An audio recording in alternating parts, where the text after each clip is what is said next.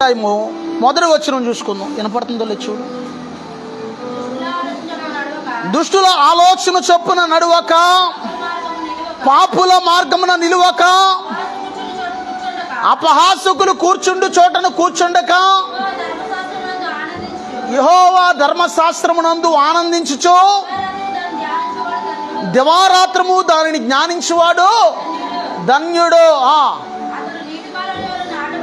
అతడు నీటి కాలవల యారును నాటబడినదై ఆకు వాడక తన కాలమందు ఫలమిచ్చు చెట్టు వలె నుండును. దేవునికి స్తోత్రం, దేవునికి స్తోత్రం. అసలు ఈ కాలంలో మనం చూసుకున్నట్లయితే మంచి వాళ్ళు నీతిమంతుల కంటే కూడా దుష్టులే ఎక్కువగా ఉన్నారు. అవునా కాదా? అవునా కాదయ్యా?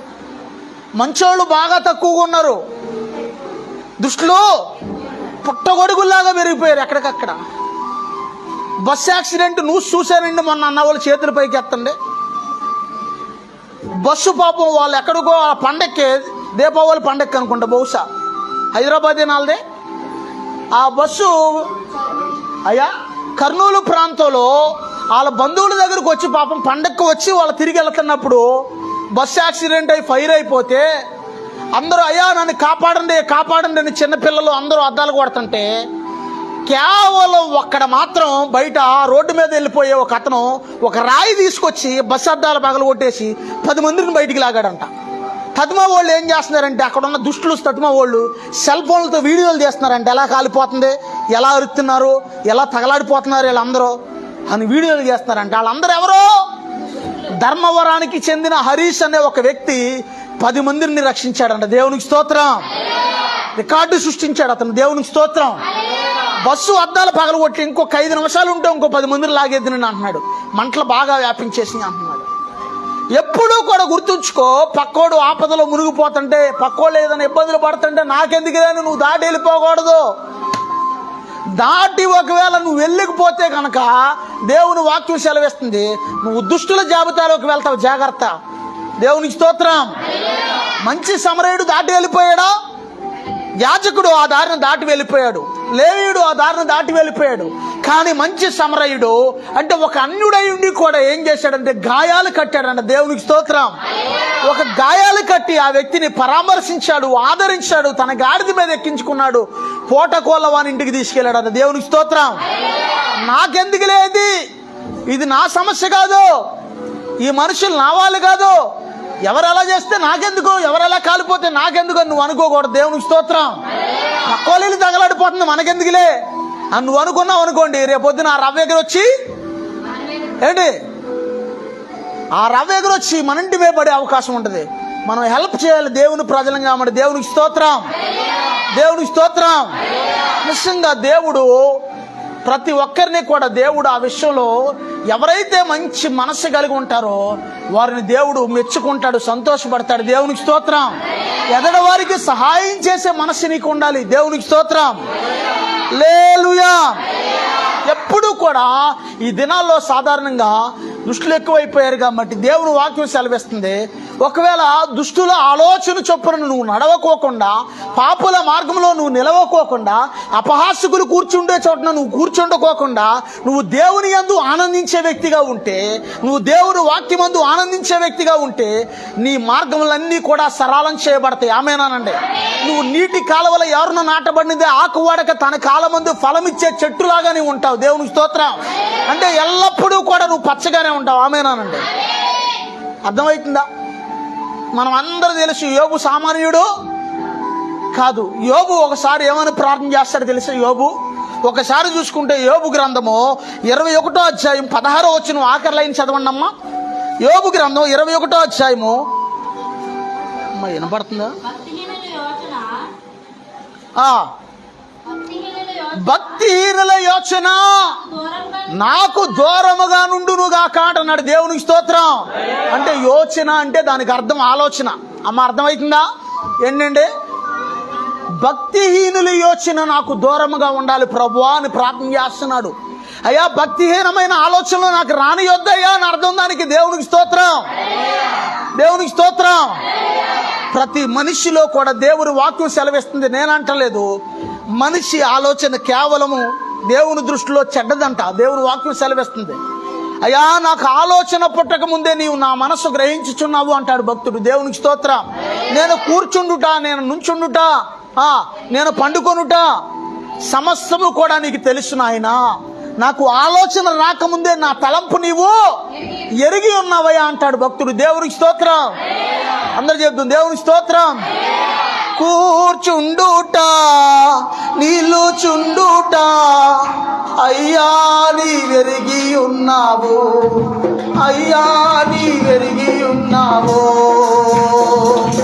తలంపులు తపనలు సౌండ్ తగ్గించుకోండి ఉన్నావు. సౌండ్ తగ్గించమ్మాయి, సౌండ్ తగ్గి.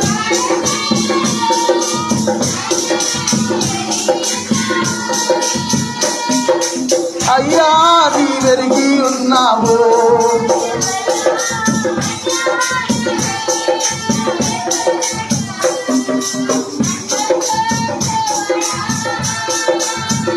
నిజం కాచువాడా, నన్ను చూచువాడా, నిజం కాచువాడా.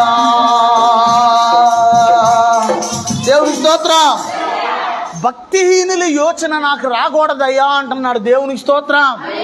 మరో చోటన ఏమని ఉంటుందంటే, దురాలోచన కలిగిన వాడు యెహోవాకు హేయుడు అని ఉంది. తెలుసా మీకు ఆ విషయం? దురాలోచన కలిగిన వాళ్ళు యెహోవాకు విరోధులు అంట వాళ్ళు. దేవునికి స్తోత్రం. దురాలోచన మనుషులకు వస్తాయా రావా? అప్పుడు ఏం చేయాలి? ఏం చేయాలండి? దురాలోచన నుంచి నన్ను విడిపించయ్యా అని అడగాలి. దేవునికి స్తోత్రం. అసలు దుష్టుల ఆలోచనలు అంటే దానికి అర్థం ఏంటంటే సైతాన్ ఆలోచనలు. అసలు సైతాన్ ఆలోచన ఎప్పుడు వస్తుందంటే, ముందు వాడు కలిగించే ఆలోచన దేవుని ప్రజల మీద వ్యతిరేకమైన ఆలోచన కలిగిస్తాడు ముందు వాడు. అర్థమవుతుందా? ఎవరి మీద?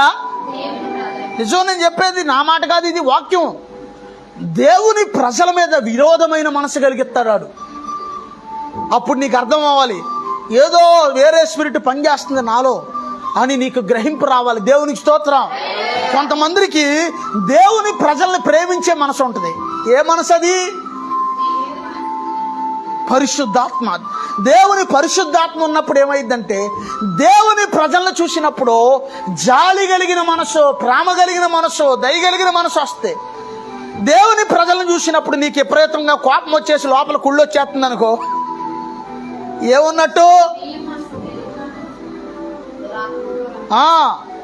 దురాత్మ మనసు, దెయ్యం మనసు అది. దేవునికి స్తోత్రం. ఆ మనసు నుంచి నీ విడుదల పొందాలని దేవుడు కోరుకుంటున్నాడు. దేవునికి స్తోత్రం. దేవునికి స్తోత్రం. ఎందుకంటే దేవుడు నువ్వు ఫలించాలి అని ఆశపడుతున్నాడు. ఆమేనానండి. నువ్వు పచ్చగా ఉండాలని దేవుడు ఆశపడుతున్నాడు. ఆమేనానండి. నీటి కాలువల ఎవరినున్న చెట్టులాగా నీవు ఉండాలని దేవుడు ఆశపడుతున్నాడు. దేవునికి స్తోత్రం. ఏ శాపము నీ మీద ఉండకూడదు అనేదే దేవుని ఉద్దేశం. దేవునికి స్తోత్రం. దేవునికి స్తోత్రం.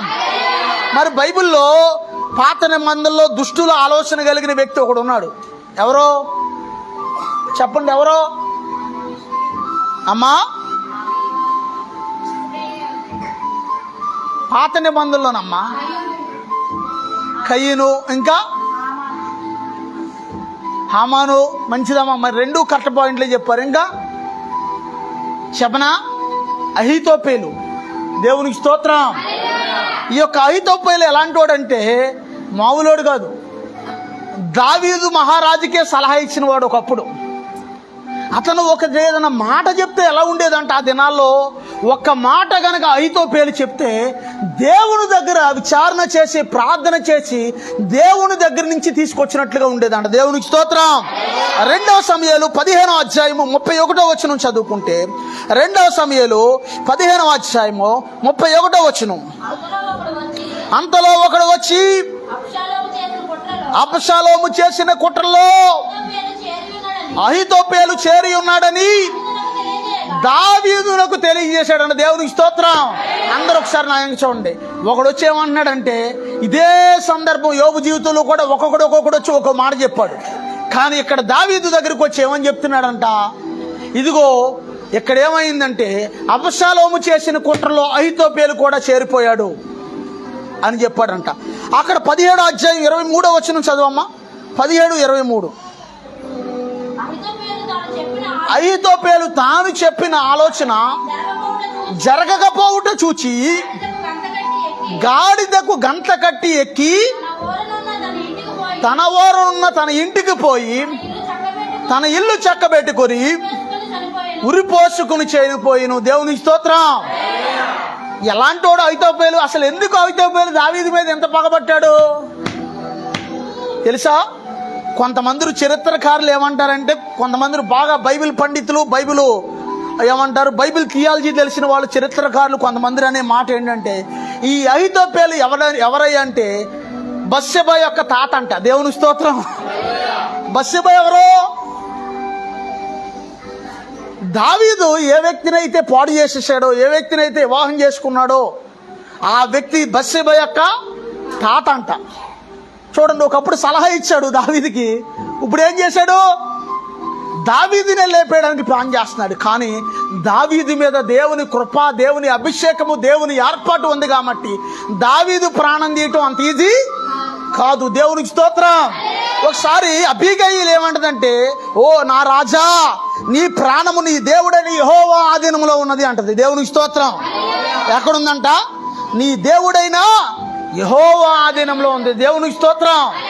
కొంతమంది మనకి ఇచ్చే సలహాలు ఎలా ఉంటాయి అంటే, నిజంగా వాడు పరలోకం నుంచి ఆ యొక్క ప్రార్థన చేసి మనకు తెచ్చాడేమో అన్నట్టుగా ఉంటుంది.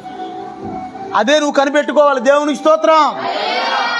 పరలోకం నుండి డైరెక్ట్గా యేసయ్యే మాట్లాడుతున్నాడేమో అన్నట్టుగా ఉంటుంది కొంతమంది మాట. ఇది నిజంగా దేవుని దగ్గర నుంచి వచ్చే మాట కాదా అని నువ్వు 1-2-3 సార్లు నిన్ను నువ్వు పరిశీలించుకోవాలి. లేకపోతే ఆ మాట దేవుడి దగ్గర నుంచి వచ్చిందా కాదా అని క్లారిటీ చేసుకోవాలి. దేవుడి దగ్గర నుంచి వస్తే వెంటనే నీ హృదయానికి తాకిద్ది. దేవునికి స్తోత్రం. దేవుడు నీతో మాట్లాడుతున్నట్టు నీకు అర్థమైపోద్ది. దేవునికి స్తోత్రం. దేవునికి స్తోత్రం. ఈ యొక్క 2 సమూయేలు 16వ అధ్యాయం 23వ వచనం చదవండి అమ్మా. 2 సమూయేలు 16వ అధ్యాయం 23వ వచనం. ఆ దినములలో అహీతోపెలు చెప్పిన ఏ ఆలోచన అయిననో ఒకడు దేవుని యొక్క విచారణ చేసినట్టు, దేవుని యొక్క విచారణ చేసినట్టుగా, దేవుని దగ్గర నుంచి పొందుకున్నట్టుగా ఉన్నంత ఆ దినాల్లో ఆ యొక్క అహీతోపెలు ఏదన్నా సలహా ఇస్తే అది దావీదుకి కానీ అబషాలోముకి కానీ వాళ్ళందరికీ కూడా దేవుని దగ్గర నుంచి తీసుకొచ్చినట్టు ఉండేదంట ఆ ఆలోచన. దేవునికి స్తోత్రం. దేవుని స్తోత్రం. అందుకే నువ్వు ఎవరేది చెప్తాడు, ఎవరు ఏది చెప్తే దానికి నువ్వు వినుకుంటా వెళ్ళిపోతున్నావు అనుకోండి, గంగిరెద్దులాగా తల ఊపుకుంటా, చివరికి నష్టం ఎవరికి? నష్టం ఎవరికండి?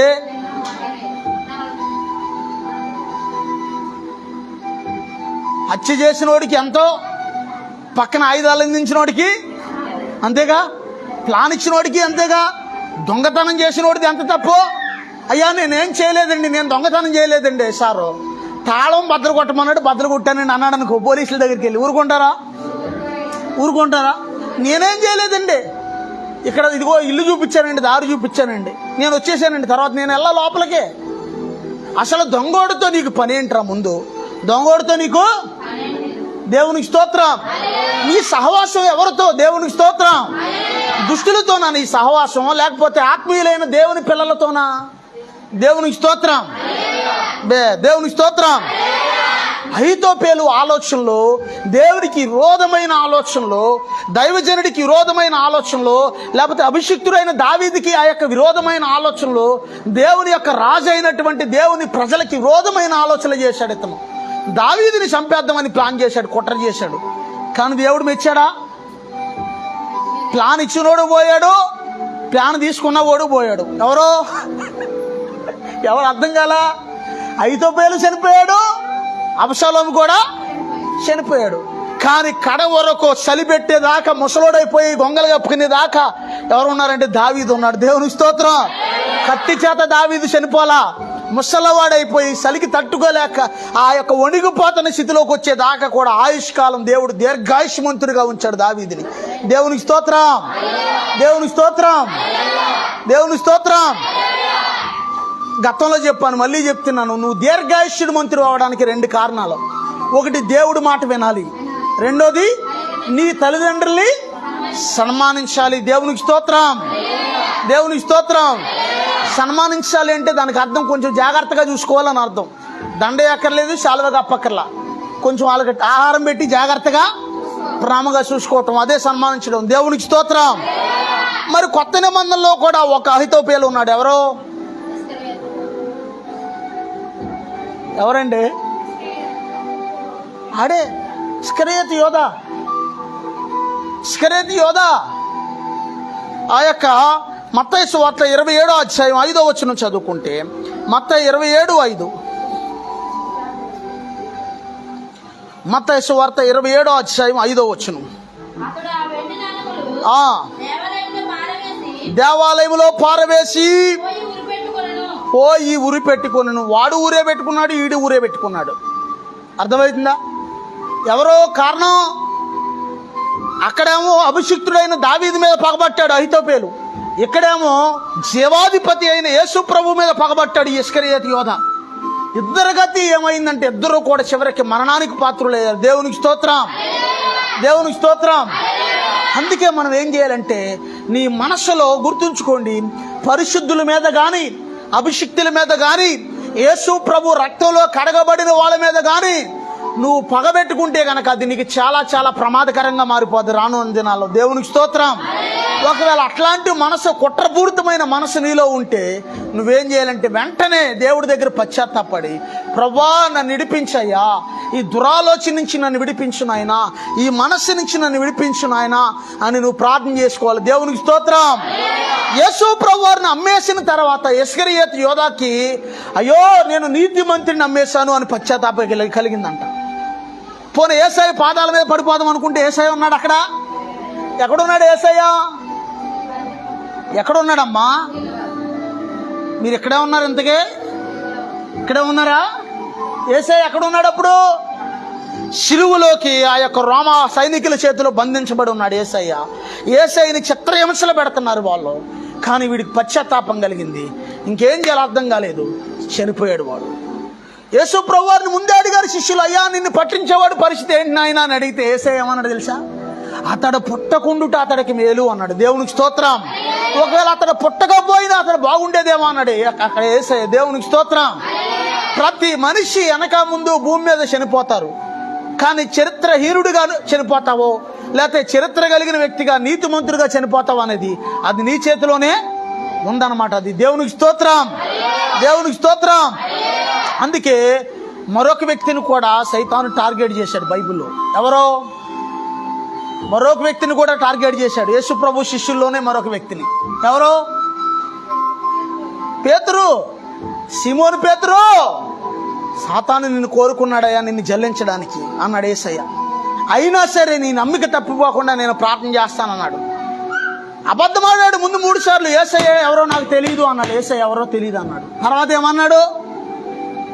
పశ్చాత్తాపడ్డాడంట, సంతాపడ్డాడంట, ఏడ్చాడంట ఆయన. దేవునికి స్తోత్రం, దేవునికి స్తోత్రం. ఈ దినాల్లో మనం చూసుకుంటే అసలు పరిస్థితులు ఎంత దారుణంగా ఉన్నాయంటే, ఆ యొక్క 2 తిమోతి 3వ అధ్యాయం 2వ వచనం చదువుకుంటే అంత్యకాలంలోకి మనం వచ్చేసి ఈ పరిస్థితులు చాలా ఘోరంగా ఉన్నాయి ఈ సమయంలో. 2 తిమోతి 3వ అధ్యాయము 2వ వచనం. ఓ థ్యాంక్ యూ జీసస్.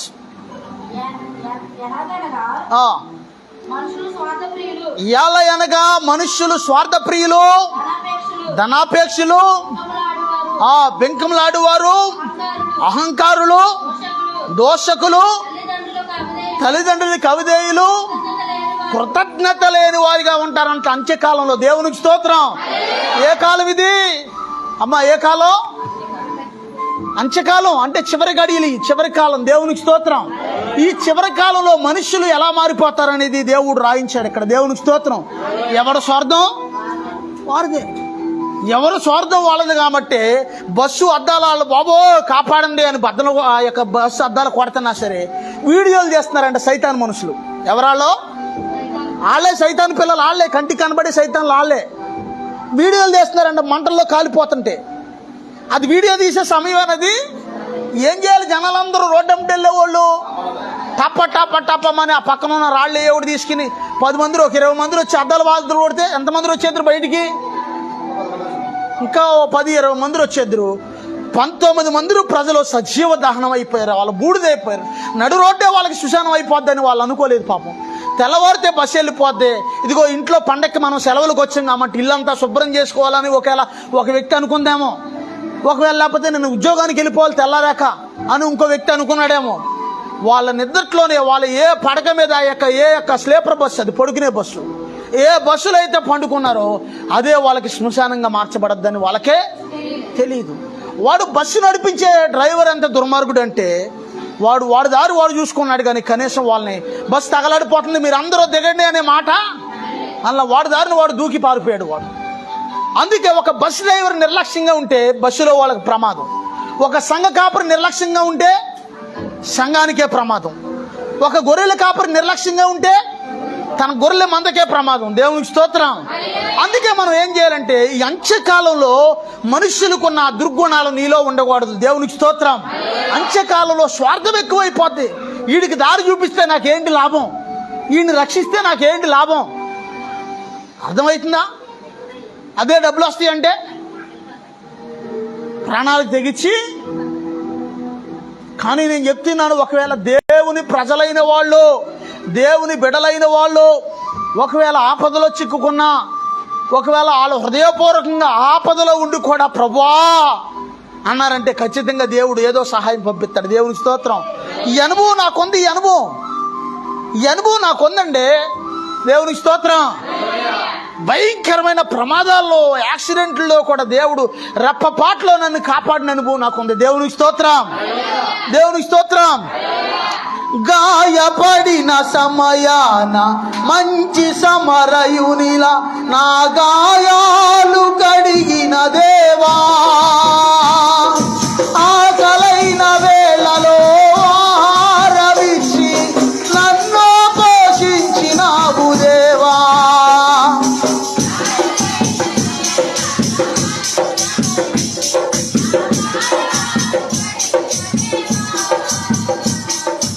ఆకలైన వేళలో ఆహారమిచ్చి నన్ను పోషించినావు దేవా.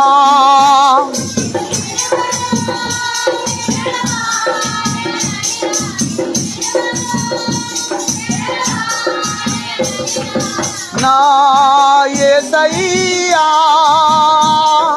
నా యేసయ్యా,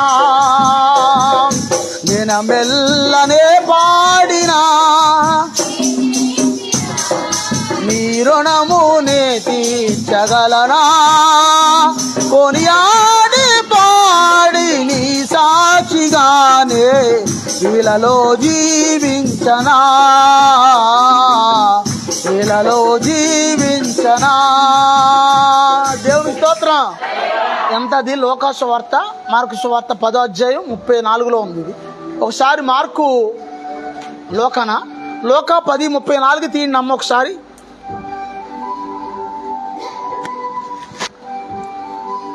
లోకా సువార్త 10వ అధ్యాయము 34వ వచనం. మార్కే అనుకుంటా.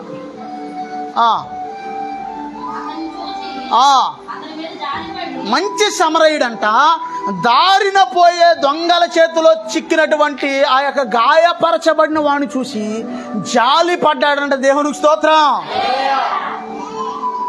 అమ్మా విన్నారు ఒక మాట, దేవుని ప్రజలమైన మనకేముండాలి? అడుక్కున్న వాడు వచ్చి అమ్మా బాబో అయ్యా అంటున్నారు అనుకో, పావతలకే అడుక్కునేదానా, అరే ముష్టోడా ఎందుకు నాయనమ్మలు పడతావు, పోరావతలకి అనకూడదు. దేవునికి స్తోత్రం. ఏదో నీకు కలిగిన దాంట్లో నువ్వు ఇవ్వాలి. దేవునికి స్తోత్రం.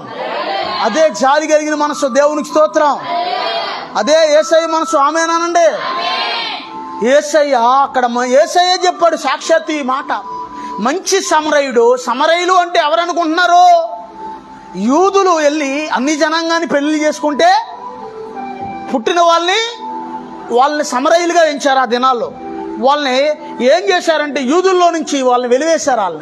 ఇక వాళ్ళతో ఎవరో మాట్లాడకూడదు, వాళ్ళకి ఎవరు వివాహాలు చేసుకోకూడదని వాళ్ళు కూడా ఒక గుంపు అయ్యారు. వాళ్ళు కూడా పిల్లలు వాళ్ళందరూ వాళ్ళే సమరయులు. దేవుని స్తోత్రం. అందుకే యేసు ప్రభు వారు దాహం ఇమ్మని అడిగినప్పుడు సమరయ స్త్రీ ఏమంది? అయ్యా మేము మంచినీళ్ళు ఇస్తే మీరు తాగుతారా అంది యేసయ్యని. అప్పుడు ఏమన్నాడు? అమ్మా నీవిచ్చే నీళ్ళు తాగితే మంచినీళ్ళు అయితే, కానీ నేను ఇచ్చే నీళ్ళు తాగితే మరలా ఇక దాహం అనేది ఏదు నిత్య జీవం కలిగిద్ది నీకు అన్నాడు యేసయ్య. దేవునికి స్తోత్రం. ఆ యొక్క మంచి సమరయుడంట ఆ యొక్క దొంగల చేతిలో దెబ్బలు తిన్నవాడు, ప్రాణాపాయ స్థితిలో ఉన్నవాడిని చూసి జాలి పడ్డాడంట మంచి సమరయుడు. దేవునికి స్తోత్రం. జాలి కలిగిన మనసు నీకు ఉండాలండి. ఆమేనానండి. జాలి పడే మనసు. వేలు వేలు వేలు వేలు తెచ్చుకుని దాచుకుని తింటాము, కానీ అందులో పిల్లికి భిక్ష మాత్రం ఎలా వస్తుంది నీకు ఆశీర్వాదం? ఏది కావాలంటే అది కొనుక్కి తింటావు. 10 రూపాయలు ఎవడన్నా అడిగిరే వాడికి ఇస్తే ఈ 10 రూపాయలతో వాడు ఇదిగో పొలం కొనేస్తాడేమో అని నీకు ఆలోచన వస్తాయి. ఈ 10 రూపాయలతో వాడి కాసు బంగారం కొనేస్తాడేమో అని ఆలోచన వస్తుంది. మళ్ళాంటి వాళ్ళు ఎంతమంది ఎన్ని బదిలిస్తే ఎంత అయిపోద్ది అని ఆలోచన వస్తుంది. ఎలా దీవించబడతావు నువ్వు? నాకు అర్థం కావట్లా. అదే హాస్పిటల్ ఏదైనా జబ్బు వచ్చి వెళ్తే మాత్రం వేలు వేలు వేలు వేలు వేలు డాక్టర్లు ఎంత చెప్తే అంత వేలు వేలు ఖచ్చితంగా చచ్చినట్టుగా ఇస్తారు. దేవునికి స్తోత్రం. ఏం చేశాడంటే ఈ మంచి సమరయుడు జాలి పడ్డాడంట. తర్వాత చదవమ్మా. దగ్గరకు పోయి నూనెయు ద్రాక్షారసమును పోసి అతని గాయములు కట్టెను, తన వాహనం మీద ఎక్కించుకొనెను. దేవునికి స్తోత్రం. దేవునికి స్తోత్రం. దేవునికి స్తోత్రం. 2009 సంవత్సరంలో జాగ్రత్తగానండి, ఎర్రకాలువ దగ్గర ఎర్రకాలువ బిర్చి వంతుని దాటంగానే టర్నింగ్లో ఆగున్న ట్రాక్టర్ని నైట్ టైం అటు నుంచి బళ్ళు వెళ్తురు వస్తుంటే ఇటు నుంచి బండి వెళ్తురికి చూసుకోకుండా ఆగున్న ట్రాక్టర్ని గుద్దేశాడు సహోదరుడు అన్నయ్య. ఆ గుద్దేస్తే ఆ సమయంలో ఒకే కాలు 3 చోట్ల డ్యామేజ్ అయిపోయింది. జాగ్రత్తగానండి నేను చెప్పేది.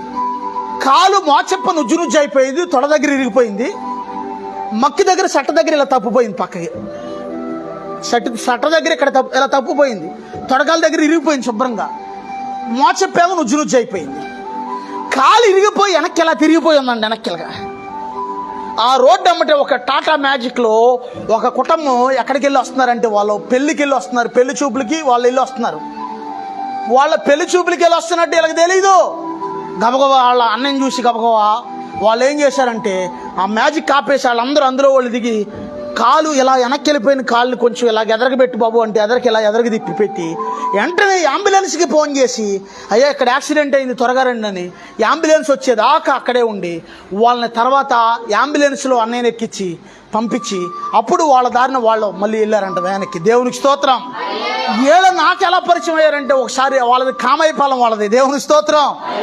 నేను ఆ యొక్క వ్యాపారం చేసే టైంలో నేను కేసుల్లో జైల్లో ఉన్నప్పుడు ఒకసారి ఒక యాక్సిడెంట్ అయ్యిందండి అక్కడ అని మాట్లాడుతుంటే ఒక ఆయన పెద్ద ఆయన ఆ యాక్సిడెంట్ అయిన ఆయన మా అన్నయ్య అయినా అని నేను చెప్పాను. అప్పుడు మేమేనండి ఆ రోజున మీ అన్నయ్యకి హెల్ప్ చేసింది మేమేనండి, కాలంతా సరిచేసి ఆ యొక్క పట్టుకుని అందరూ మా కుర్రోళ్ళందరూ పట్టుకుని ఆ యొక్క అంబులెన్స్ ఎక్కించి వెళ్ళేదాకా కూడా మేమేనండి హెల్ప్ చేసింది. మేము పెళ్లి చూపులకి వెళ్ళి వస్తున్నాం. ఆ రోజు నైట్ టైం అయిపోయింది. అన్యులైండి కూడా వాళ్ళు ఏం చేశారంటే సహాయం చేశారు. దేవునికి స్తోత్రం. రే మన శుభమా అంటే పెళ్లి చూపులకి వెళ్ళి వస్తున్నాం, ఇదేంట్రా మనకు మధ్యలో అని అనుకోలే వాళ్ళు.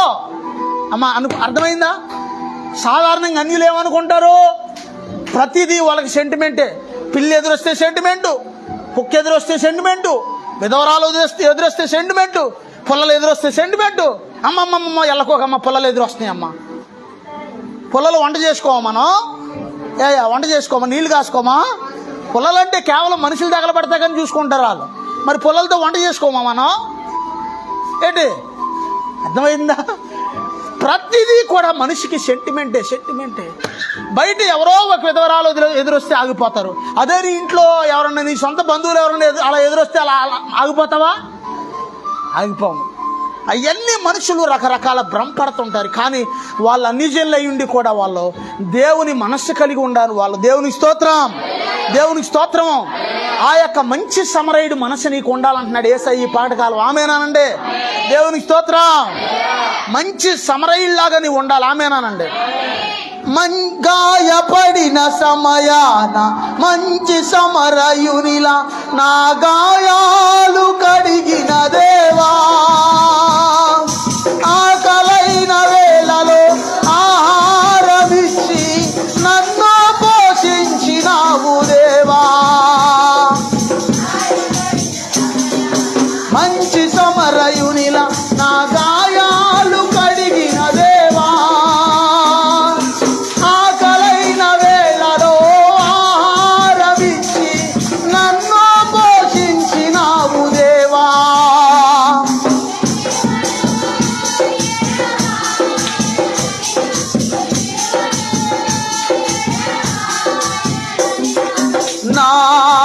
యేసయ్యా నా యేసయ్యా దినమెల్లనే పాడినా కీర్తించినా నీ రుణము నీ తీర్చగలనా కొనియాడి పాడి నీ సాక్షిగానే ఇలలో జీవించనా ఇలలో జీవించనా. దేవునికి స్తోత్రం. పరిశుద్ధాత్మ దేవుడు మంచి సమరయుని గురించి మరొక మాట జ్ఞాపకం చేస్తున్నాడు. ఏ ఊరే అది? వ్యానోడు వెళ్ళిపోయి ఆరిపాడు దెబ్బల దగ్గర పరిచర్యకి వెళ్ళు. నేను మన సహోదరుడు సత్య వెళితే వ్యాన సైడ్కి వెళ్ళిపోయి వ్యానోడు రాంగ్ రూట్లో తోలితే సైడ్ను రాళ్ళు ఎక్కిచ్చేసింది పైకి. కరెక్ట్గా ముందు మేము వెళ్ళి అక్కడికి వెళ్ళి పాంప్లెట్ ఇస్తే వాళ్ళు ఏం చేశారంటే పాంప్లెట్ తీసుకోవాలా, సాక్ష్యం పాంప్లెట్ ఇస్తే తీసుకోవాలా వాళ్ళు. సరే మెల్లిగా మేము దిగి ఇది ఎలా వస్తుంది ఇప్పుడు అంటే అది రాళ్ళ మీదకి ఎక్కింది పైకి. మామూలు నేల అయితే వస్తుంది, రాళ్ళు అయితే వస్తుందా? ఆ స్పీడ్లో ఎక్కేసింది రాళ్ళ మీద పైకి. రోడ్డు దగ్గరమ్మంటే అటు నెట్టితే అటు పడిపోద్ది కాలువలో, ఇటు లాగితే ఇటు వచ్చే పరిస్థితి లేదు. మొత్తానికి మేము వెళ్ళి అక్కడ నుంచున్నాం. ఇద్దరు నుంచునేసరికి ఈలోపు ఇది ఎలాగా అని ఆలోచిస్తుంటే ఒక ట్రాక్టర్ ఒక ఆయన ట్రాక్టర్ వేసుకొచ్చాడు. ఒక ఆయన ఈలోపు మోకిచ్చాడు. ఆయన మోకు మనోడికి. ఆ మోకు ఏం చేశాడంటే ఆ ట్రాక్టర్ యాంగిలేర్కి ఈ వ్యాన్కి కట్టి ఇంకా మేము అక్కడ ఆగేసరికి దగ్గరగా ఆ దారమ్మటి వెళ్ళే వాళ్ళు 10 మంది ఆగిపోయారు. అక్కడ జనాలు అందరం కలిసి ఆ యొక్క ట్రక్కు ఇలా పట్టుకుని అందరం ఇటు లాగితే అటు పడుకోకుండా ట్రాక్టర్ పక్కన లాగిస్తుంటే ఇటు లాగి పట్టుకున్నాం కాలంలో పడుకోకుండా. ఓ పక్కన ట్రాక్టర్ పట్టుకుని లాగిస్తుంటే ఒడ్డుకొచ్చేసింది రోడ్డు మీదకి. అది దేవునికి స్తోత్రం. రోడ్డు మీదకి వచ్చిన తర్వాత ఆ వ్యానోడు ఏమన్నాడు తెలుసా? ఏమన్నాడయ్యా? పాంప్లెట్లు మాకు ఇయ్యండి మేము పంచుతాం అన్నాడు. 100 పాంప్లెట్లు తీసుకున్నాడు ఆ వ్యానోడు. దేవునికి స్తోత్రం. ఒక్క పాంప్లెట్ కూడా ముందు వద్దన్న వాడు 100 పాంప్లెట్లు కట్ట తీసుకున్నాడు. ఒకసారి మేము పంచుతామండి మాకు ఇయ్యండి అని చెప్పి. దేవునికి స్తోత్రం. అదే యేసయ్య ప్రేమ. ఆయన దేవుడు నమ్ముకున్న ఆయన కాదు వ్యాన్ ఆయన. దేవుడు నమ్ముకున్న వాళ్ళకే నువ్వు సహాయం చేస్తావా? అన్యులకు చేయవా? ప్రతి ఒక్కరికి కూడా మనం హెల్ప్ చేయాలి. ఆమేనానండి. దేవునికి స్తోత్రం. కొంతమంది అక్కడక్కడ దుష్టులు తయారయ్యారు. మేము హిందువులకైతేనే ఇల్లు అద్దెకిస్తాము, లేకపోతే మేము క్రైస్తవులకైతేనే అద్దెకిస్తాము, మావులకైతే అద్దెకేమో ఏంటి, లేకపోతే ఓసీలకైతే అద్దెకిస్తాము, లేకపోతే బీసీలకైతే అద్దెకిస్తాము, లేకపోతే తద్మా వాళ్ళకి ఇల్లు అద్దెకియం. తద్మా వాళ్ళు మనుషులు కాదా? ఆడికన్నా 2 చెవులు ఉన్నాయా? తద్మా వాళ్ళకి 1 చెవు ఉందా? వాడికేముందో తద్మా వాళ్ళకి కూడా అయ్యే ఉన్నాయి. అయ్యే అవయవాలుగా కొన్ని దేవుడైనా ఆడికి 2-3 అవయవాలు పెట్టి తద్మా వాళ్ళకి 1 పెట్టాడా? కాదుగా. వాడికేమున్నాయో తద్మా వాళ్ళకి కూడా అదే. ఈ మర్మం తెలుసుకునేసరికి మన దేశం ఎక్కడికో వెళ్ళిపోద్ది. ఎక్కడికి వెళ్ళాలి అక్కడికి వెళ్ళిపోయింది ఆల్రెడీ. దేవుని స్తోత్రం. వెళ్ళిపోయింది ఆల్రెడీ. కానీ ఈ మర్మం ఇంకా జనాలకే. యాక్సిడెంట్ అయ్యి రక్తంలో కొట్టుకులాడుతుంటే ఎవడన్నా బ్లడ్ అవసరం అయినప్పుడు ఇదిగో సేమ్ నా బంధువులు బ్లడ్డే కావాలి, వేరే వాళ్ళ బ్లడ్ అయితే నాకు వద్దంటాడు. సేమ్ ఇదిగో నా ఇంట్లో వాళ్ళ గ్రూపే కావాలంటే దెబ్బ చేస్తాడు. ఒక దెబ్బతో అక్కడికి చచ్చి అప్పుడు అనడు. ఆ మాట అనడు. ఎలాంటి వాడు కూడా ఆ మాట అనడు. ఎందుకు అనడు అంటే చచ్చిపోతాడని తెలిసాడికి, అంటే చస్తాడని తెలిసాడికి. ఎవడు కూడా ఆ టైంలో ఎవరు ఆ మాట అనరు. దేవునికి స్తోత్రం. కానీ మనం ఎలా ఉండాలంట? మంచి సమరైన మనసు కలిగి ఉండాలంటే యేసయ్య కోరుకుంటున్నాడు. దేవునికి స్తోత్రం. ఆ తర్వాత చదవమ్మా.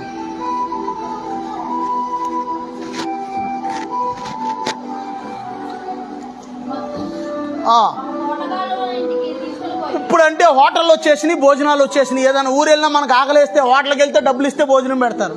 పూర్వకాలం హోటల్ లేవు. పూట కోళ్ళవాని ఇల్లు అని ఉండేదంట. దేవునికి స్తోత్రం. దాని పేరే హోటల్ ఒక రకంగా చెప్పాలంటే. అంటే ఈ రోజు ఒకరు భోజనం పెడితే రేపు ఇంకొకరు భోజనం పెడతారు ఉన్నవాళ్ళు ఎవరొకళ్ళు. అదే పూట కోళ్ళవాని ఇల్లు అంటారు దాన్ని. దేవునికి స్తోత్రం. పూట కోళ్ళవాని ఇంటికి తీసుకెళ్ళి అతన్ని పరామర్శించి అక్కడ ఏం చేశాడంటే ఆ ఇంటి వాళ్ళకి అప్పచెప్పి ఇదిగో ఇతని కోసం నేను ఖర్చు పెడుతున్నాను, ఇంకేదన్నా కావాలితే మరలా నేను వచ్చినప్పుడు నేను ఇస్తాను అని చెప్పి దారి తెలియని వాడిని, ఊరు పేరు తెలియని వాడిని, ఎవరో ముక్కు మొహం తెలియని వాడిని గాయాలు కట్టి తన గాడిద మీద ఎక్కించి తీసుకెళ్లి పూట కోళ్ళవాని ఇంట్లో అప్పచెప్పాడు. అదే మంచి సమరైన యొక్క మనస్సు. అది కలిగి ఉండాలంటున్నాడు యేసయ్య. దేవునికి స్తోత్రం. దేవునికి స్తోత్రం. మంచి సమరైన వల్లే నీవు ఉంటే నువ్వు దీవించబడిపోతావు. ఆమేనానండి. ఆ మనసు నాకు తెలిసి చాలా మంది తక్కువ మంది ప్రజల్లో ఉంది. దేవునికి స్తోత్రం. చాలా తక్కువ మంది ప్రజల్లో ఉంది. అయ్యో మనం మంచి బట్టలు కట్టుకుంటున్నాము, కొంతమంది అయితే అయ్యో కనీసం వస్త్రాలు లేకుండా జీవిస్తున్నారు, కనీసం వాళ్ళకి పాత బట్టలైనా ఏదైనా సాయం చేద్దాము అనే మనసు కొంతమందిలోనే ఉంటుంది. మనం కనీసం బిర్యానీ తింటున్నాము, కనీసం పచ్చడి వేసుకుని కూడా తినలేని వాళ్ళు ఉన్నారు అక్కడక్కడ. వాళ్ళకి ఏదైనా సాయం చేద్దాం అనుకున్న వాళ్ళు ఉన్నారా? లేరు. రోడ్డు అమ్మటి బ్రిడ్జిల కింద అక్కడక్కడ పడుకున్న వాళ్ళు ఎవరైనా అడుక్కునే వాళ్ళు కనపడితే వాడికి రూపాయి వేయడానికి కూడా మనకు ప్రాణం ఒప్పదు. ఎందుకు ఒప్పదు? ఆడి కర్మ, దేవుడు ఆయన అలా సృజించాడు మనల్ని. అయ్యా అంతేనా? మనల్ని దేవుడు ఎలా సృజించాడు, వాడిని అలా సృజించాడు, ఆడి కర్మ అనుకుంటారు. మరి అందరూ కూడా మిషనరీస్ అందరూ కూడా పూర్వం అలాగే అనుకుంటే మనం ఎలా ఉండేవాళ్ళమా? దేవుని యొక్క సేవకులు మిషనరీస్ అందరూ కూడా ఆ ఇండియా దేశం అంతే పేద దేశం, వాళ్ళ కర్మ అనుకున్నారనుకో, మనం ఇలా ఉండేవాళ్ళం కాదు. వాళ్ళ దేశం వచ్చి ఆహారం ఇచ్చి వస్త్రాలు ఇచ్చి చదువు చెప్పించి వాళ్ళు ఏం చేశారంటే అనేక మందికి సహాయం చేశారు. దేవునికి స్తోత్రం. ఎందుకు హెల్ప్ చేశారు అంటే అది యేసయ్య మనసు. దేవునికి స్తోత్రం. యేసయ్య మనస్సు నీకు ఉండాలి. అందుకే దేవుని వాక్యం సెలవిస్తుంది, క్రీస్తు యేసునకు కలిగిన మనస్సు మీరును కలిగి ఉండండి. దేవునికి స్తోత్రం. మొన్న సహోదరుడు అంటున్నాడు, పూర్వకాలం నుంచి కూడా మనం పెద్దగా ఆస్తులు లేకపోయినా మన ఇంటికి ఎవరు వచ్చినా సరే కంపల్సరిగా భోజనం పెట్టి పంపించేవాడు తాతయ్య. ఎవరు వచ్చినా సరే వాళ్ళకి అన్నం పెట్టి పంపించేవాడు. మన నాన్న పంపించేవాడు, అమ్మ వాళ్ళ నాన్న కూడా అలాగే పంపించేవాడు. ఆ పుణ్యమే ఒక రకంగా మనల్ని కాస్తుంది అన్నాడు సహోదరుడు. దేవునికి స్తోత్రం. సేమ్ అదే మనసు మళ్ళీ నాన్న కూడా అదే మనసు కలిగి ఉన్నాడు. ఎవరు వచ్చినా వాళ్ళకి అన్నం పెట్టి పంపించేవాడు ముందు అని చెప్పాడు. దేవునికి స్తోత్రం. ఆ మనసు నీకు ఉండాలి, యేసయ్య మనసు. దేవునికి స్తోత్రం. ఇంకొక అద్భుతమైన సీక్రెట్ చెప్తున్నాను. ఒకవేళ అన్యులైనా సరే పేదలకు సహాయం చేసే మనసు ఉందనుకోండి, దేవుడు వాళ్ళని కూడా కనికరిస్తాడు. తెలుసా మీకు ఆ విషయం? వాళ్ళ పిల్ల తరతరాలని కూడా దేవుడు దీవిస్తాడు. దేవునికి స్తోత్రం. ఎందుకంటే పేదల్ని కటాక్షించేవాడు ధన్యుడు అని ఉంది. దేవునికి స్తోత్రం. సహాయమో చేసినావో ఎబెనెజరై ఇంతవరకు, సహాయమో చేసినావో ఎబెనెజరై ఇంతవరకు, నీ కటాక్షమో నాపై చూపించినావో, నాయుష్కాలమో దయతో పొడిగించినావో, సహాయమో చేసినావో ఎబెనెజరై ఇంతవరకు, సహాయమో చేసినావో ఎబెనెజరై ఇంతవరకు. దేవుని స్తోత్రం. మనం చేసే మేలు కూడా ఒక్కోసారి మనకు మేలుగా మార్చబడి తిరిగి మనకే సహాయం చేస్తుంది. తెలుసా మీకు ఆ విషయం? దేవునికి స్తోత్రం. మనం చేసింది ఏది కూడా వృధా అనేది అవ్వదు. ఆమేనండి. నీ ఆహారాన్ని నీళ్ల మీద వేయము, అది కొన్ని దినాల తర్వాత నీకు కనబడద్ది అని ఉంటుంది వాక్యంలో. దేవునికి స్తోత్రం. నీళ్ల మీద వేయటం అంటే దానికి అర్థం ఏంటి? నీ ఆహారాన్ని విలువైన నీ ఆహారాన్ని ఏం చేయాలంటే పేద ప్రజల కోసం ఖర్చు పెట్టు. దేవునికి స్తోత్రం. 100 రూపాయలు వస్తుంది, కనీసం మనం 100 రూపాయలు దాన ధర్మం చేయకపోయినా 1 రూపాయి అయినా సరే మనం దాన ధర్మం చేయాలి. దేవునికి స్తోత్రం. మన ప్రార్థన దేవుడు ఆలకిస్తాడండి. ఆమేనండి. చాలా మందిరు అయ్యా మాకు ఈ సమస్య ఉందండి అయ్యగారు ప్రార్థన చేయండి, లేకపోతే అన్నయ్య మాకు ఈ సమస్య ఉంది, అక్క మాకు ఈ సమస్య ఉంది అంటారు. ఎప్పుడన్నా విన్నారా? ఎందుకంటారు చెప్పనా? ప్రార్థన చాలా చాలా చాలా పవర్ అయింది. దేవుని స్తోత్రం. ప్రార్థన చేస్తే పరలోకమందున తండ్రి మన ప్రార్థన ఆలకిస్తాడు, ప్రార్థనకి జవాబు వచ్చేస్తుంది. దేవుని స్తోత్రం. ప్రార్థన అనేది చాలా చాలా ఇంపార్టెంట్. దేవునికి స్తోత్రం. ఒక వ్యక్తి తన కుమారుడికి క్యాన్సర్ వ్యాధి వచ్చేసిందంట. జాగ్రత్తగానండి, ఈ ఉపమానం చెప్పి నేను ముగిచ్చేస్తాను. జాగ్రత్తగానండి. క్యాన్సర్ వ్యాధి వచ్చేస్తే పిల్లల్ని జాగ్రత్తగా అదుపులో ఉంచండి. జాగ్రత్తగా. ఎవరు పిల్లలు అరుస్తున్నారు? డిస్టర్బెన్స్ చేయకండి, లైవ్ వెళ్తుంది కదా. దేవునికి స్తోత్రం. క్యాన్సర్ వ్యాధి వచ్చేస్తే ఆ తల్లి ప్రార్థనాపరురాలంట, విధవరాలైన ఆ తల్లి ఏమని ప్రార్థన చేస్తుందో తెలుసా? అయ్యా ఇదిగో నాయన ప్రభా, డాక్టర్ సంతోష్ గారు చాలా పేరు కలిగిన వ్యక్తి నాయన, ఆ సంతోష్ గారిని నా యొద్దకు పంపించిన ఆయన దగ్గరికి వెళ్ళడానికి నేను స్తోమత లేదయ్యా. అయ్యా క్యాన్సర్ డాక్టర్ సంతోష్ గారు చాలా పేరు కలిగిన ఆయనంట, ఆయన దగ్గరికి వెళితేనే ఈ వ్యాధికి ట్రీట్మెంట్ చేస్తాడని అందరూ అంటున్నారు. ప్రభా ఆయన దగ్గరికి వెళ్ళే స్తోమత నాకు లేదయ్యా. ప్రభా సంతోష్ గారిని నా యొద్దకు పంపించిన ఆయన, నా కుమారుని బ్రతికించయ్యా, యేసయ్యా మాకు దిక్కు నీవేనయ్యా అని ప్రార్థన చేస్తుందంట ఆ తల్లి. దేవునికి స్తోత్రం. కష్టాల్లో ఉన్నవాడు ఏమంటాడు తెలుసా? కష్టాల్లో ఉన్న వాళ్ళకి దేవుడే దిక్కు. కష్టం వచ్చినోడు ఏం చేస్తాడు? అయ్యా నాయనా ప్రభా దేవుడా అంటాడు. దేవునికి స్తోత్రం. కానీ ఆపత్కాలమందు నమ్ముకొనదగిన సహాయకుడు అంటే యేసయ్య. దేవునికి స్తోత్రం. ఈ తల్లి ప్రార్థన చేస్తుంటే ఒక రోజున ఈయన సంతోష్ గారు, ఆయనకి వేరే ఊర్లో సన్మానం ఉందంట. ఆయనకి ఆ ఊర్లో విమానం మీద ప్రయాణం చేసుకుంటే అంట్లంటే మబ్బులు బాగా కమ్మేసినంటే, మబ్బులన్నీ. సాధారణంగా పిల్లలకి ఏదైనా ఆపదొస్తే తల్లిదండ్రులు బాధ అవుతుందా రాదా? తల్లిదండ్రులు నవ్వుతారా? ఏమంటారు? మనకు బాధ కలిగిన దానికంటే పిల్లలకి ఏదైనా ఇబ్బంది వస్తే మనం ఎక్కువ చింతిస్తాం, బాధపడతాం. అవునా కాదా? మొత్తానికి ఈ తల్లి చేస్తుంది ప్రార్థన. ఈయన విమానంలో ప్రయాణం చేస్తున్నాడు, మొత్తం మబ్బులు కమ్మేసినాయి అంట, మొత్తం ఆకాశం అంతా. ఎమర్జెన్సీ ల్యాండింగ్ చేయవలసి వచ్చిందంట. ఒక ఎయిర్పోర్ట్లో విమానాన్ని ఆపేశారు, ఒక చోటన ఒక ఎయిర్పోర్ట్లోకి దింపేశారు. దింపిన తర్వాత ఈయనకి అయినా సరే ఈయనకి మాత్రం అమ్మో టైం అయిపోతుంది, ఎలాగైనా దగ్గరలోకి వచ్చేసి ఇంకెంత కొంత దూరం వెళ్ళిపోతాం, నేను అర్జెంటుగా వెళ్ళాలండి ఎక్కడి నుంచి అని అడిగితే ఒక ఎయిర్పోర్ట్లో వాళ్ళు కారు పురమాయించారంట ఆయనకి. ఆ కారులో ఆయన ఆ యొక్క కిరాయి కారు వేసుకుని వెళుతుంటే ఆయన ఆ కారు వెళ్తున్నప్పుడు ఫుల్గా వర్షాలకు పడిపోతుంది, విపరీతమైన వర్షాలు. ఒక్కోసారి విపరీతంగా వర్షాలు పడితే కార్లు కూడా తోలలేరు. తెలుసా మీకు ఆ విషయం? అర్థం ఉంటుంది కదా, ఇది ఉంటుంది కదా, ఏమంటారు వైపర్ ఉంటుంది కదా అనుకుంటారు. కానీ ఒక్కోసారి ఆ యొక్క భయంకరమైన వర్షాల్లో కార్లు కూడా తోలలేరు. చాలా దూరం వెళ్ళిపోయింది. ఈయన దారి తప్పేసి కారు ఎక్కడికో వెళ్ళిపోయింది. బాబు మనం వెళ్ళాల్సిన అడ్రస్కి వచ్చామా అని అడిగితే డ్రైవర్ ఏమంటున్నాడు? సార్ ఇదేదో రూట్ తప్పిపోయిందండి, అర్థం కావట్లేదు సారు, కారు కూడా ఆగిపోయిందండి, ఇది వెళ్తలేదు సార్. ఇది ఏం చేయాలి టయాల ఫుల్ వర్షం, అది చూస్తే అడుగులాగా ఉంది, ఇల్లు ఏం కనపడతలా, ఒకే ఒక్క ఇల్లు కనపడుతుందంట, పూరిల్లు. దేవునికి స్తోత్రం. ఏసైకి ఏం చేయాలో ఏసైకి తెలుసు.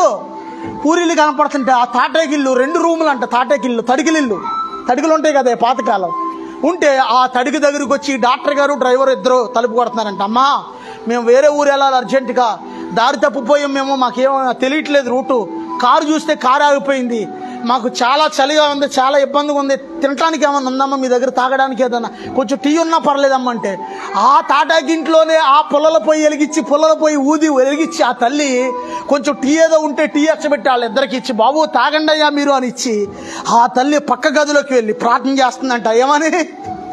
ఏమని? యేసయ్యా ప్రభా నా కుమారుని జ్ఞాపకం చేసుకో అయ్యా, అయ్యా నా కుమారుడి కోసం ఇదిగో నేను క్యాన్సర్ డాక్టర్ సంతోష్ గారిని ఇక్కడ పంపించాయా అని అరుస్తుందంట. ఇప్పుడే వస్తాను బాబు, ఈ టీ మీరు తాగండి అని తడుకున్న ఇంకో గదిలోకి వెళ్ళి ప్రార్థన చేస్తుంటే, తడుకున్న గదిలో వినపడదా? అప్పుడు ఆయన మెల్లిగా, ఆయన నాస్తికుడు, యేసు ప్రభు తెలియదానికి, దేవుడు అంటే తెలియదానికి, చదువుకున్నాడు, బాగా డాక్టర్ అయ్యాడు, మంచి డాక్టరే, కానీ దేవుడిని మాత్రం నమ్మడు ఆయన. అలాంటోడు మెల్లిగా తడికి దగ్గరకు వచ్చి, అమ్మా ఒకసారి ఇటు అమ్మ అని పిలిచాడు. సంతోష్ గారు మీకు తెలుసమ్మా డాక్టర్ గారు అని అడిగాడు అంతే. ఆ డాక్టర్ గారు మీకు తెలుసా అంటే, నాకు తెలియదండి అందరూ అంటున్నారు, ఆ డాక్టర్ గారు అయితేనే ఈ జబ్బుకి వైద్యం బాగా చేస్తారు అంటున్నారు అంటే, అమ్మా నువ్వు నమ్మిన దేవుడు నిజంగా నేను ప్రార్థన చేస్తున్నానంటే నా యేసయ్యని అడుగుతున్నాను, ప్రభా ఆ డాక్టర్ గారి దగ్గరికి వెళ్ళే స్తోమత నాకు లేదయ్యా, ఆ డాక్టర్ గారిని నా దగ్గరికి పంపించున్నాయనా అని ప్రార్థన చేస్తున్నానండి, నేను యేసయ్యని నమ్ముకున్నానండి అని అంటే, అమ్మా నువ్వు నమ్మిన యేసు ప్రభు నిజమైన దేవుడు, ఆయన చాలా గొప్ప దేవుడు, ఆకాశంలో మబ్బులు కలగజేశాడు ఆయన. సర్లేని విమానం ఆపేస్తే ల్యాండింగ్ చేస్తే కారులో వస్తుంటే ఫుల్ వర్షాన్ని కురిపించాడు, కారు రాంగ్ రూట్లో వచ్చేటట్టుగా చేశాడు, తిప్పి చివరికి ఇక్కడికి వచ్చాక కరెక్ట్గా కారు ఆగిపోయేటట్టుగా చేశాడు. నిజంగా నీవు నమ్మిన యేసుక్రీస్తు ప్రభు చాలా చాలా చాలా చాలా గొప్ప దేవుడు అని ఒప్పుకుని తన కుమారుడికి ఆ యొక్క సూట్ కేసులోంచి కొన్ని మెడిసిన్స్ అవి తీసి ట్రీట్మెంట్ చేసి, పలానా హాస్పిటల్కి పలానా రోజున తీసుకురండి అమ్మా, నేను ఉచితంగా చేస్తాను ట్రీట్మెంట్ అని చెప్పాడంట ఆ డాక్టర్ గారు. దేవునికి స్తోత్రం. అది యేసయ్యలో ఉన్న స్పెషల్. దేవునికి స్తోత్రం. యేసయ్య ఎవరికైనా సహాయం చేయగలిగిన వాడు ఆయన. ఆమేనానండి. మనం నమ్మకంతో విశ్వాసంతో ప్రార్థన చేస్తే ఖచ్చితంగా ఖచ్చితంగా దేవుడు సహాయము చేస్తాడు. ఎందుకు సహాయం చేస్తాడంటే ఆపత్ కాలమున నువ్వు నోరు తెరవంగానే నువ్వు ఒకవేళ ప్రభువుని నమ్మిన బిడ్డవైతే ఏదో రకంగా నీకు సహాయం పంపిస్తాడు. కీర్తనల గ్రంథం 46వ అధ్యాయం 1వ వచనం చదవండి. ఓ థ్యాంక్ యూ జీసస్. ఎంత మంచి దేవుడవేసయ్యా, నీవెంత మంచి దేవుడవేసయ్యా, నా చింతలన్నీ తీరేనయ్యా నిన్ను చేరగా. ఎంత మంచి దేవుడవేసయ్యా, నా చింతలన్నీ తీరేనయ్యా నిన్ను చేరగా. ఎంత మంచి దేవుడవేసయ్యా, ఎంత మంచి దేవుడవేసయ్యా. అందరూ పాడదాం.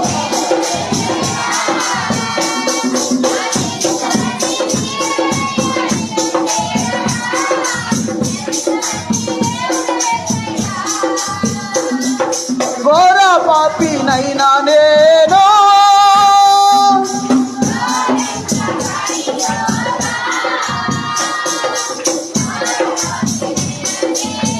అందరూ పాడదాం.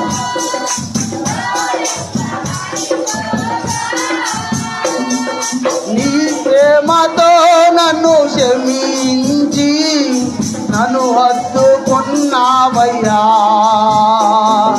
నీ ప్రేమతో నన్ను క్షమించి నన్ను హత్తుకున్నావయ్యా. ఎంత మంచి దేవుడవేసయ్యా. అందరూ పాడదాం. ఎంత మంచి దేవుడవేసయ్యా, నా చింతలన్నీ తీరేనయ్యా నిన్ను చేరగా. ఎంత మంచి దేవుడవేసయ్యా. దేవుని స్తోత్రం. చదవండి అమ్మ ఒకసారి ఆ మాట ముగించేసుకుందాం. ఓ థ్యాంక్ యూ జీసస్. కీర్తనల గ్రంథము 46వ అధ్యాయము 1వ వచనం. దేవుడు మనకు ఆశ్రయమును దుర్గమునై ఉన్నాడు. ఆపత్కాలములో ఆయన నమ్ముకొనదగిన సహాయకుడు. దేవునికి స్తోత్రం. దేవునికి స్తోత్రం. ఆపద నీకు వచ్చినప్పుడు నువ్వు నిజంగా యేసయ్య బిడ్డం అనుకోండి, ముందు నోరు తెరిచి ఎవరిని పిలవాలి? ప్రభువా. ఒక్కసారి ఆయన జ్ఞాపకం చేసుకోవాలి. దేవునికి స్తోత్రం. హోసన్నా జాన్ వెస్లీ గారు కారులో వెళ్తుంటే ఒక రోజున కారు యాక్సిడెంట్ అయ్యి కారు నుజ్జు అయిపోయిందంట. కారు ఎనమాలు ఇంకా సహసేవకులు ఉన్నారు కొంతమంది. రే తమ్ముడు మంటలు వచ్చేస్తున్నారు, రే కొంచెం నన్ను ఇడిపించండి రా అంటున్నాడంట. ఈయన మెడ ఇరిగిపోయిందంట ఆయనకి. నన్ను ఇడిపించండి రా, ఇందులో ఇరుక్కుపోయాను రా అంటుంటే వాళ్ళు అంటున్నారంట, అన్నా నిన్ను ఇడిపించాలని మాకు ఉంది కానీ అన్న మంటలు వచ్చేస్తున్నాయి అన్న, మా వల్ల కాదన్నా, మేము దగ్గర రాలేకపోతున్నాం అన్న అన్నారంట. ఆయన ప్రాణం పోతుందో పక్కన కారులో ఇరుక్కుపోయాడు, మెడ ఇరిగిపోయింది, కొనవుపుడుతూ ఉన్నాడు, ప్రాణం పోతుంది. ఇక ఆ సమయంలో బైబిల్లో నుంచి ఒక వాక్యం గుర్తుకొచ్చిందంట ఆయన. దేవునికి స్తోత్రం. ఇరుకునందుండి నేను మొర్రపెట్టినప్పుడు దేవుడైన యెహోవా నాకు విశాల స్థలం ముందు ఉత్తరం ఇచ్చును అనే మాట గుర్తొచ్చిందంట. దేవునికి స్తోత్రం. ఆయన ఎక్కడున్నాడు ఇప్పుడు? ఇరుక్కుపోయి ఉన్నాడు, ఇరుకునందున్నాడు. అప్పుడు ప్రభువా నాయనా యేసయ్యా ఇరుక్కుపోయాను ఆయన ఇక్కడ, అయ్యా ప్రాణం పోతుంది అయ్యా ప్రభువా, అయ్యా సహాయం చేయను ఆయన అని ఒక్క మాట అని ఆయన కోమాలోకి వెళ్ళి కళ్ళు అలా మూసేశాడు, కోమాలోకి వెళ్ళిపోయాడు. తీరా ఆయనకు మెలకు వచ్చేసరికి ఎక్కడ ఉన్నాడంటే హాస్పిటల్లో ఉన్నాడు. దేవునికి స్తోత్రం. ఎలాగా? ఆయన ఎప్పుడైతే యేసయ్యా నాకు నేను ఇరుక్కుపోయాను ఆయన ప్రభువా నాకు సహాయం చేయనైనా అని అడిగాడో, ఆ చుట్టుపక్కల వాళ్ళు అందరూ పలుగులు అవన్నీ తీసుకొచ్చేసి, చుట్టుపక్కల జనాలు ఏ ఊరిలో అయితే ఏ ప్రాంతంలో అయితే కార్ యాక్సిడెంట్ అయి నుజ్జైపోయిందో ఆ ఊరోళ్ళు పలుగులు అవి తీసుకొచ్చేసి ఆ డోర్లు అవన్నీ ఎడగొట్టేసి మెల్లిగా ఆయన బయటికి లాగేశారండి. దేవునికి స్తోత్రం. బయటికి లాగా ఏం చేశారంటే హాస్పిటల్కి తీసుకెళ్లారు. దేవునికి స్తోత్రం. తర్వాత అద్భుతంగా దేవుడు ఆయన స్వస్థపరిచారు. ఈ రోజున మంచి పరిచర్య చేస్తున్నాడు ఆయన. దేవునికి స్తోత్రం. దేవునికి స్తోత్రం. అందుకే నువ్వేం చేయాలంటే నీ కష్టకాలంలో నీ ఆపత్కాలంలో నువ్వేం చేయాలంటే యేసయ్యని జ్ఞాపకం చేసుకోవాలి. ఆమేనానండి. ఒకవేళ ఇతరులకు ఏదైనా ఆపద వచ్చిందనుకోండి, నువ్వు దాటి వెళ్ళిపోకూడదు, మంచి సమరయంలాగా ఉండాలి. దుష్టుల మనసు ఎక్కడా నీలో ఉండకూడదు. కానీ యేసయ్య మనసు నీలో ఉందనుకోండి, నిన్ను ఫలించే చెట్టులాగా చేస్తాడు దేవుడు. ఆమేనానండి. నీటి కాలువలో ఎవరన్నా ఉన్న చెట్టులాగా అది యాసకాలం అని లేదు, శీతాకాలం అని లేదు, ఎప్పుడూ కూడా ఎలా ఉంటుంది? అది పచ్చగా ఉండేటట్టుగా దేవుడు చేస్తాడు. దేవునికి స్తోత్రం. తర్వాత మరోడు ఏం చేస్తాడంటే కీర్తనల గ్రంథం 1వ అధ్యాయం 3వ వచనం చదవండి. ఆ మాట కూడా చదవండి, ముగించేసుకుందాం. కీర్తనల గ్రంథం 1వ అధ్యాయం 3వ వచనం.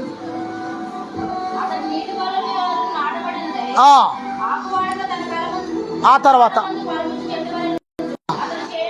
అతడు చేయనదంతయు కూడా సఫలమైపోద్దంట. నువ్వు అలా ఉంటే కనుక ఇక నువ్వు చేసేదంతా సక్సెస్సే. ఆమేనండి. నువ్వు ఎప్పుడైతే యేసయ్య మనస్సు కలిగి నువ్వు వెళ్తావో నీకంతా కూడా సక్సెస్సే సక్సెస్. దేవునికి స్తోత్రం. అందుకే మనం ఏం చేయాలంటే దుష్టుల ఆలోచన చొప్పున నడవకూడదు. ఒకవేళ దురాలోచన ఏదన్నా వచ్చినా సరే, ప్రభువా ఈ దురాలోచన నుంచి నన్ను విడిపించయ్యా. ఒకవేళ సంఘ బిడ్డల మీదే కానీ, లేకపోతే బయట ఉన్న వాళ్ళ మీద కానీ, లేకపోతే ఇతరుల మీద కానీ నీకు ఏదైనా చెడు ఆలోచన వచ్చినప్పుడు, ప్రభువా ఈ దురాలోచన నుంచి నన్ను విడిపించయ్యా, ఈ చెడు ఆలోచన నుంచి నన్ను విడిపించు నాయనా, ఆ మనసు నుంచి ఆ మనసు కలిగి అడగాలి. దేవునికి స్తోత్రం. కొంతమంది ఏం చేస్తారంటే పచ్చడి కాపరాల్లో చిచ్చు పెట్టే వాళ్ళు ఉంటారు. అక్కడక్కడ పచ్చడి కాపరాలనే అగ్గుపుల్లేసి తగలెట్టే వాళ్ళు ఉంటారు. అలా కూడా నువ్వు ఉండకూడదు. ఆమేనానండి. ఒక ఆమె రోడ్డు అమ్మటి వెళ్తా అమ్మ నీకు ఎంతకంటే మంచి భర్త దొరకలేదమ్మ, నీకు ఇంత మంచోడు దొరికాడండి అమ్మ, నీకు ఇంత నల్లోడు దొరికాడమ్మా అందంట. పనికిమాల మాట మాట్లాడింది, వెళ్ళిపోయింది. కొత్తగా పెళ్ళైన వ్యక్తి, అయ్యో నా భర్త నల్లోడు నల్లోడు అని అనుకుంది. మనసులో ముద్ర పడిపోయింది ఆమెకి. నల్లోడైతే మనిషి కాదా? మనిషి కాదా? మనిషిగా. నల్లోడు నల్లోడు అని ముద్ర పడిపోతే ఇంకా తల్లిదండ్రులు ఎంత తిట్టినా సరే కాపురానికి వెళ్తలేదు. చివరికి తల్లిదండ్రులు 2 బీకేసరికి పాయిజన్ తాగేస్తుంది. ఏం చేసింది? పచ్చడి కాపురంలో ఏమో చిచ్చు పెట్టింది. అలాంటి మనస్తత్వం నీకు ఉండకూడదు. దేవునికి స్తోత్రం. అట్లాంటి మనసు ఒకవేళ నీకున్నా సరే ఆ శాపము నీ పిల్లల మీద ఏలుబడి చేసే అవకాశం ఉంటుంది. దేవుడు కొలత ఊరకనే పానీయడు, మళ్ళీ అది అడిదిప్పి తీసుకొచ్చి ఎక్కడ పోతాడంటే నీ కుటుంబం మీదే. అందుకే జాగ్రత్తగా. అలాంటి మనసు ఉన్నా సరే, ప్రభువా ఆ మనసు నుంచి నన్ను విడిపించయ్యా. దురాలోచన, ఇదిగో ఇతరుల గురించి చెడుగా మాట్లాడే మనసు నాకు, ఇతరుల గురించి చెడుగా ఆలోచించే మనసు నాకు వద్దయ్యా. అందరికీ సహాయం చేసే మనసు, అందరి కోసం ప్రార్థించే మనసు నాకు కావాలయ్యా అని నువ్వు ప్రార్థన చేస్తే దేవుడు నిన్ను దీవిస్తాడు. నువ్వు చేసే కార్యాలన్నీ కూడా ఫలింపజేస్తాడు. దేవుడి కొద్ది వాక్యం దీవించునుగాక. ప్రార్థన చేసుకుందాం. ప్రభు సన్నిధిలో ప్రార్థన చేసుకుందాం. ఇదిగో అహితోపేలు అనేవాడు ఎంత దుర్మార్గుడు అంటే, అభిషిక్తుడైన ఇదిగో దావీదుని చంపడానికి ఎన్నో కుట్రలు చేశాడు. తన శక్తి కొలది ప్రయత్నించాడు. అయ్యో దావీదు అభిషిక్తుడు అనే విషయం వాడు గ్రహించుకోలేకపోయాడు. అయ్యో అభిషిక్తులకి విరోధంగా కుట్రలు చేస్తే అది తిరిగి రివర్స్ అయ్యి మన మీదకి వస్తుందని వాడికి గ్రహింపు రాలేదు. అభిషిక్తుడైన దావీదుకి విరోధంగా కుట్రలు చేసి ఇదిగో అహితోపేలు పతనమైపోయాడు. ఇదిగో ప్రభు అయిన యేసయ్య సర్వాధికారి అయిన దేవుడు, లోకరక్షకుడైన దేవుడు, అగ్ని వంటి మాట కలిగిన వాడు ఆయన, సర్వలోకం కోసం ఈ లోకానికి మనిషినిగా వచ్చినవాడు. యేసయ్యకి విరోధంగా కుట్రలు చేశాడు. ఇదిగో ఇస్కరియోతు యోధ, అతడు కూడా పతనం అయిపోయాడు. ఇదిగో నీవు ఎలా ఉన్నావో దేవుని వాక్యం పరిశీలించుకో.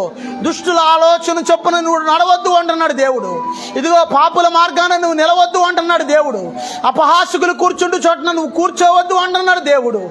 ఇదిగో దేవుని చిత్తానుసారంగా నువ్వు అడుగులు వేస్తే ఇదిగో నీటి కాలవల ఎవరన్నా నాటబడిన చెట్టు వలె నువ్వు ఫలిస్తావు. ఇదిగో నువ్వు చేయనిదంతా కూడా సఫలమైద్ది. ప్రభానికి వందనాలయ్యా, ప్రభానికి స్తోత్రాలయ్యా. ఆపత్తి కాలమందు యేసయ్య నమ్ముకొనదగిన సహాయకుడు. ఇదిగో ఆ సమయంలో తల్లి ప్రార్థన చేస్తుందంటే, అయ్యా ప్రభువా నాకు సహాయం చేయను ఆయన. ప్రభువా డాక్టర్ గారిని నా యొద్దకు పంపించయ్యా, ప్రభువా సంతోష్ గారిని నా యొద్దకు పంపించయ్యా అని ప్రార్థన చేస్తుందంట. ఆ తల్లి ప్రార్థన, ఆ పేద విధవరాల ప్రార్థన ఆలకించి సాక్షాత్తు దేవాది దేవుడు ఆకాశంలో మబ్బులు కలగజేశాడు ఆయన, భూమి మీద వర్షాన్ని కుమ్మరించాడు ఆయన. ఇదిగో ఆ కారిని తీసుకొచ్చి సాక్షాత్తు వాళ్ళ ఇంటి దగ్గర ఆపాడు దేవుడు. ఇదిగో నీవు నీ ప్రార్థన విశ్వాసం కలిగినదైతే దేవుడు ఇదిగో మహాకాశాలు కదిలిస్తాడు ఆయన. ఇదిగో నీ ప్రార్థన విశ్వాసం కలిగినదైతే దేవుడు ఇదిగో జలధారలు కుమ్మరిస్తాడు ఆయన. నీ ప్రార్థన విశ్వాసం కలిగినదైతే మనం కోరుకున్న వ్యక్తులు మన యొద్దకు తీసుకొస్తాడు ఆయన. ఇదిగో మన అవసరతలు అక్కర్ల సమస్తాన్ని తీర్చగలిగిన వాడు ఆయన. ప్రభానికి వందనాలయ్యా, ప్రభానికి స్తోత్రాలయ్యా, యేసయానికి స్తోత్రాలయ్యా. అయ్యా నీ మనసు నాకు దయచేయనైనా. ఏ విధమైన దురాలోచన నాకు రానియొద్దయ్యా. ఏ విధమైన కపట మనసు నాలో ఉండనియొద్దు నాయన. ఏ విధమైన కుట్రపూరితమైన మనసు నాలో ఉండనియొద్దయ్యా. అయ్యా యేసయ్యా నీ రక్తంతో నన్ను కడిగయ్యా. అయ్యా నా ప్రాణాత్మ దేహాన్ని పరిశుద్ధపరచు నాయన అని ప్రార్థన చేసుకుందాం. ప్రార్థన చేసుకుందాం. నిన్ను బట్టి దేవుడు సంతోషపడాలి, నిన్ను బట్టి దేవుడు ఆనందించాలి. ఇదిగో ఎక్కడ కూడా ఇదిగో దురాలోచన మనకు రాకూడదు. ప్రభా నీకు వందనాలయ్యా, నాతో మాట్లాడవయ్యా, నీకు వందనాలయ్యా అని ప్రార్థన చేసుకుందాం. ప్రభు సన్నిధిలో ప్రార్థన చేసుకుందాం. ప్రార్థన చేసుకుందాం మనం.